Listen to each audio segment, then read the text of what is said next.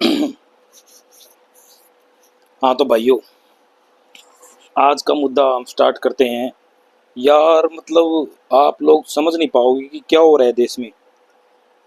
मुझे तो हंसी आ रही है कि आज के टाइम पे जब युवा बेरोजगारी से, महंगाई से जूझ रहा है देश, युवा हमारे देश के बेरोजगारी से जूझ रहे हैं, तब संसद में हमारे ही खर्चे पर, जो हमारे जनता का ही टैक्स, हमसे ही टैक्स निकाला जाएगा उस खर्चे से।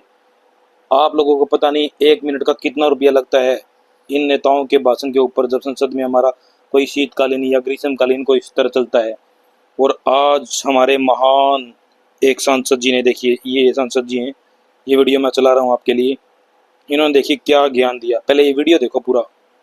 आज के टाइम का मुद्दा क्या है, देखो इनके लिए, इन लोगों के लिए आज के टाइम का मुद्दा क्या है, ये वीडियो देखो। का सबसे बड़ा आबादी वाला देश है महोदय। यहाँ पर छोटे छोटे कस्बों से लेके बड़े बड़े महानगरों में लाखों ढाबे और होटल, जिसमें प्रतिदिन करोड़ों लोग भोजन करते हैं। ढाबों और होटल के स्थान और स्तर के अनुसार खाद्य पदार्थों की मूल्य ग्राहकों से लिया जाता है। कहीं 5 स्टार में बड़ा पाव खाएंगे, मुंबई में अलग है, 5 स्टार में जाओ उसका अलग है। कहीं समोसा यहाँ चांदनी चौक पे सस्ता मिलता है और कहीं गोरखपुर में मिलता है, तो गोल बाजार में अलग। हर जगह पे 5 स्टार होटल में उसका रेट ज्यादा हो जाता है।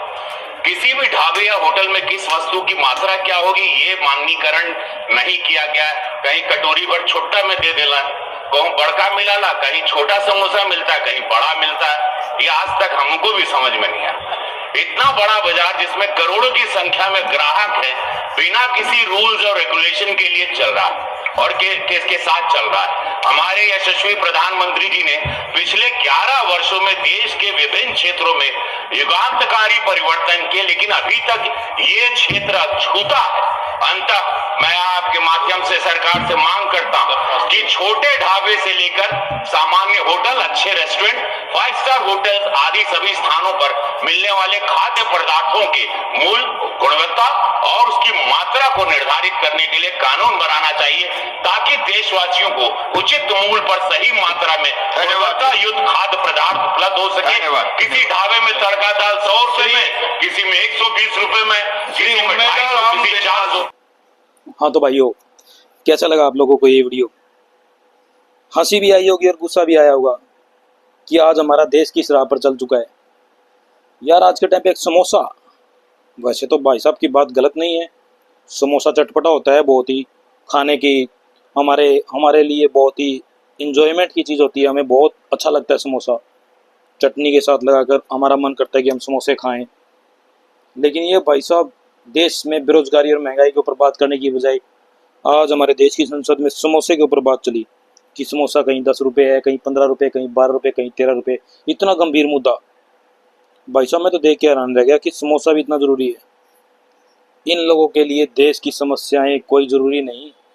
ये लोग आप लोगों को ऐसे ही पपलू काटते रहेंगे, ऐसे ही बेवकूफ़ बनाते रहेंगे।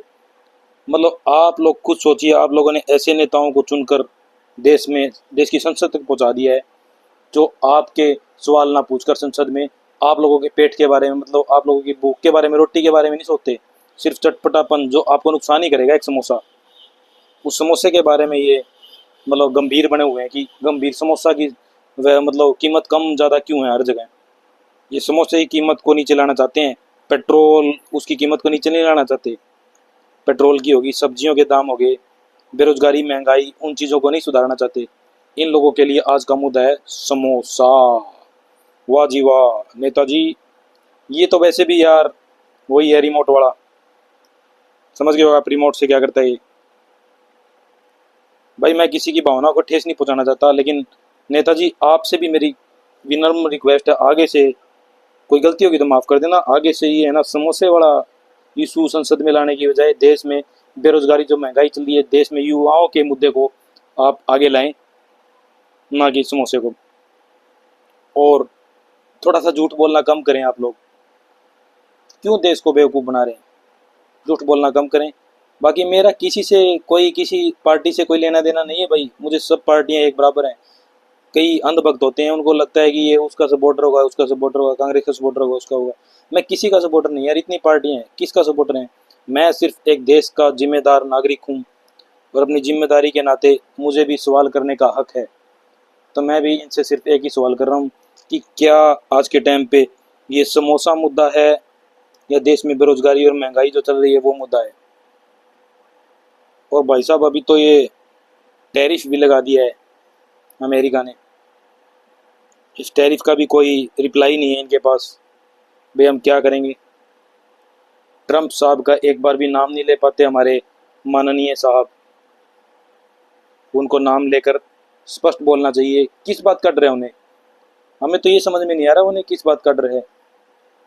हमारे पहले के नेता तो खुलेआम सीना चौड़ा करके बोलते थे जो भी बोलते थे।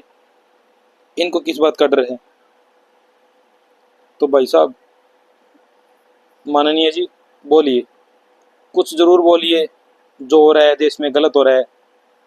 हमारे सामान के ऊपर इतना टैरिफ लगाकर गलत कर रहे हैं ट्रंप साहब। आपको भी इस बारे में बोलना चाहिए।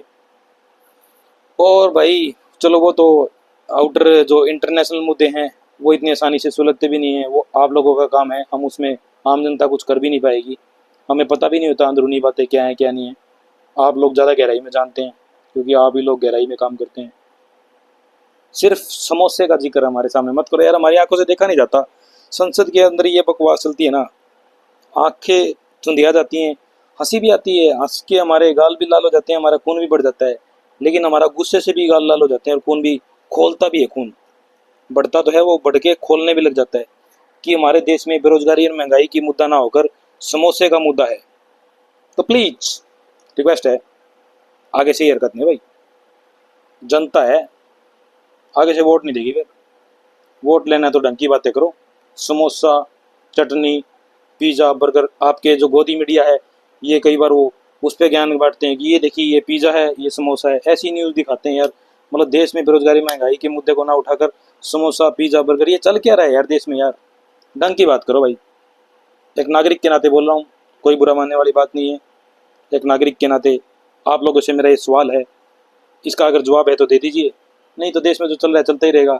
जनता तो अंधभक्त मूर्ख है ही। चलने दो भाई, चलने दो। हमारा काम तो एक छोटा सा वीडियो बनाना था। आपका धन्यवाद।